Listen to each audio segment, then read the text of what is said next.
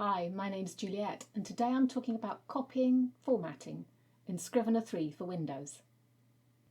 There may be occasions where you need to copy complex formatting in one of your Scrivener documents, because you don't want to have to do it manually every time.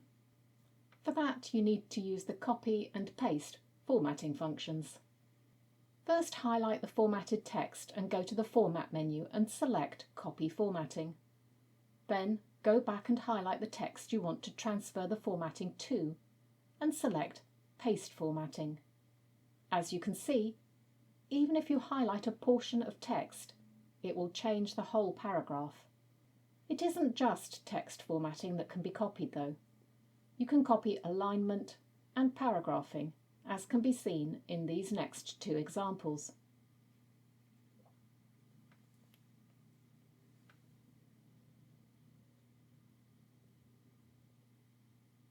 This feature will definitely save you time where you have more than one piece of formatting applied that you want to copy, especially if you have to do it multiple times and you learn the key commands.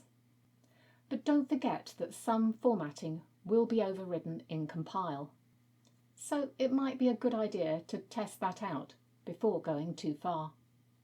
Thanks for watching, and if you've subscribed, I'll see you again next time.